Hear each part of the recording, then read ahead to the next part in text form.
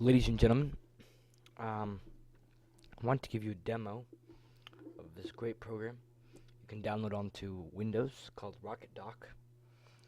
And basically, the idea of RocketDock is you can have a Mac OS X style dock on your Windows computer.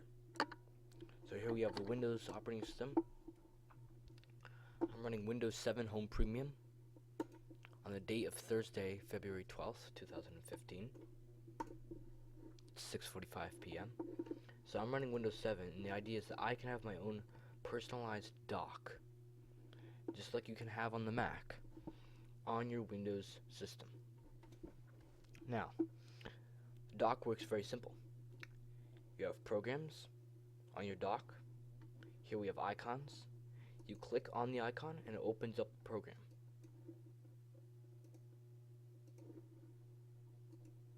It's very simple. Very simple. So, when you first get your dock, when you first get RocketDock for the first time, you're going to download it from a certain website. I'm going to bring you to that website now. So we're just going to search for RocketDock on your search engine. I downloaded it not from the official site. You can probably do that too. I downloaded it from download.cnet.com. Download.com from CNET is actually a very reliable source for downloading direct programs, as long as you download it directly from download.cnet.com.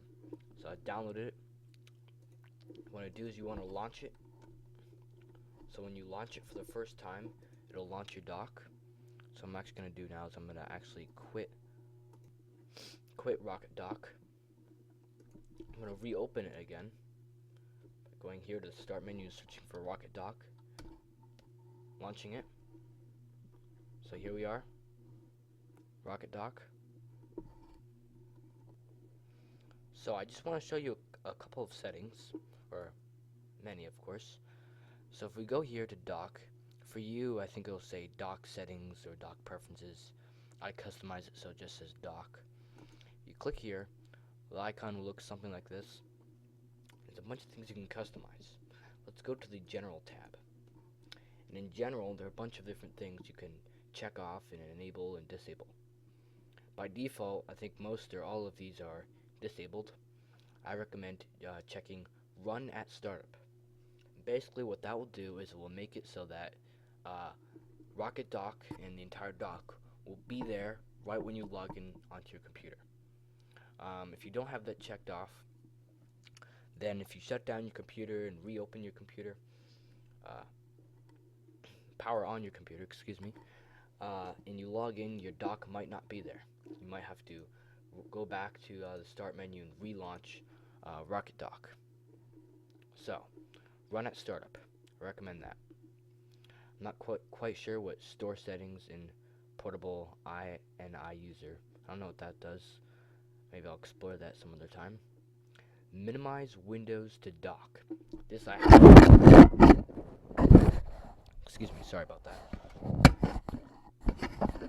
Minimize windows to dock. I highly recommend that. So you enable that.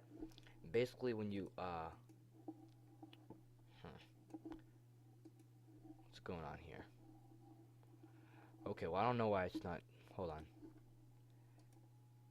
Okay, well apparently you can't really use your programs from RocketDock when you have the settings open. But so if we have a program here, you minimize it. Basically, it will go into your dock over here, or at least this is true for most programs.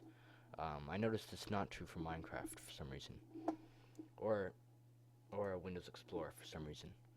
But most programs, minimize it. It goes into your dock here. That way, if you want to get at that program again, if you try to open the program right here on the dock again, like calculator, it's going to open up a whole new window. But if you go over here to where it minimized, you can just click it and it opens you right back where you left off. Minimize windows to dock. Highly recommend it. running application indicators. I recommend you enable that. Basically, what that'll do is any application you have on your computer that's open, pardon, but actually I'm actually supposed to say programs. I keep getting those two mixed up. Applications and programs, they're completely different. Applications are apps on a Mac, and programs are apps on a PC. You might think they're the same, but they're actually kind of different. Anyways, programs that are currently running on your computer that are on the dock will have this little black arrow right under the program. See, I have the Apple Software Update program running because, as you can see, I'm updating a piece of Apple software, iTunes. I don't have iTunes itself open. I don't have the Photos program open. I don't have QuickTime open. So those programs don't have an arrow under it. But programs like Screencast-O-Matic, which I'm actually using to record this video that you're watching right now, other programs like Apple Software Update, those programs are currently open. So those programs have a black arrow right under them on the dock. So there are a lot more things you can do in your dock settings. Icons, you can customize the quality of the icons. I recommend high quality. There are a bunch of other different things that you can customize. By default, I believe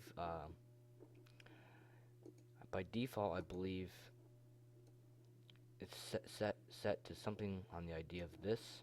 So when your mouse hovers over a icon on the dock, it will actually zoom in and kind of maximize those icons. So you can see, bring the mouse over these icons, they maximize, and the other ones over here went down, but as you can see, it kind of maximizes and kind of zooms in as I bring my mouse and hover over the icons.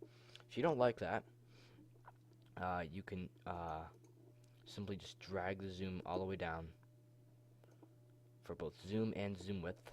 I recommend you get rid of the hover effect, and boom, doesn't happen anymore. So that's how you do that. I'm just going to briefly scan over these. I won't mention every detail, just to save time. Position, screen position. Bottom, top. Now the dock is at the top. I don't really like that. That's actually pretty terrible. Left, that's pretty terrible too. Right, that's terrible too. I really only recommend the bottom, but it's up to you. It's your personal preference. I like the bottom. I hate it on the right. I hate it on the left. So I like it on the bottom. That's just how I like it. But you can set it to whatever you like. But please do not set it to the top. That just looks awful. Bottom. So, layering. This is important. This is pretty important too. So layering. So this is pretty important. Basically, this is going to affect how the dock appears in relation to other programs. Let me show you an example. I'm gonna have to close that.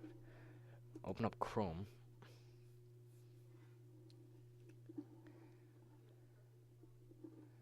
Open up Chrome.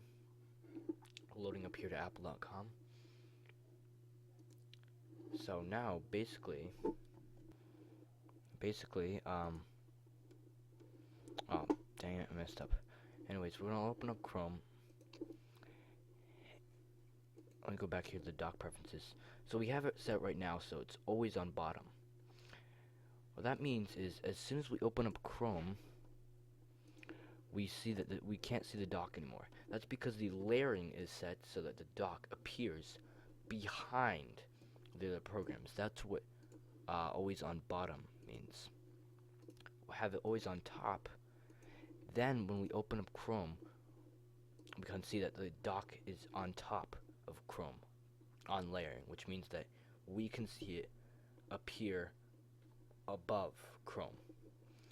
And the normal setting, I'm not quite sure. It's just kind of a combination. It's like in the middle between always on top and always on bottom. It's kind of a funky setting. I'm not quite sure what I recommend for most people. I have it set normally to always on top. sometimes if you're like watching a movie on Netflix or something, or on iTunes, that can be pretty annoying. So it doesn't really matter, whatever you prefer. So a few more things I want to cover. Go back here to dock settings. So centering basically just shows how well centered it is. Edge offset. Basically, if we have the dock set so it's on the bottom of the screen, then depending on how offset it is, it's going to set how far away the dock is from the position that we have it set at. So if we have it set here to like 124 pixels per inch, or pixels, excuse me, then the dock's going to be a good distance away from the bottom. But if we go lower to like maybe like 9, 8, 7, or 5, we can have the dock be closer to the bottom. This is about what I recommend so that we can at least see somewhat of the bottom of the dock, and we can see mostly the whole dock. That's what I recommend for most people. Style, pretty straightforward. You can adjust the font and the style of the dock. Behavior, bounce effects. So when you open up a program, it will bounce on the dock. You can disable that if you want.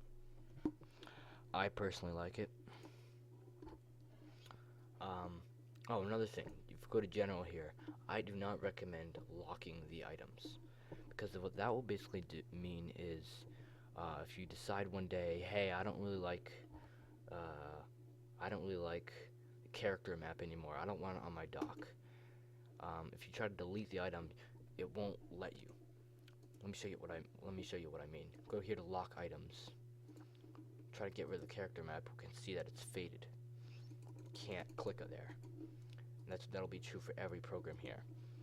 So it doesn't really. It's kind of a little bit of a cumbersome setting because it doesn't allow you to fully grasp and manage your dock. So I don't recommend having that set. Behavior, pretty straightforward. Bounce, if you don't like the bounce effect that I just showed you, you can change it to a different one. Auto hide, that'll auto hide the dock if you don't need it. Like, for example, click auto hide. Basically just to hide itself until you bring your mouse to the bottom of the screen. I personally don't like that, so I don't recommend checking it. So those are just a few different settings I want to show you, and I've showed you the basic. Bring that back up again. Behavior, auto hide, disable. So that's just a few different settings I want to show you. That basically wraps it up for this video.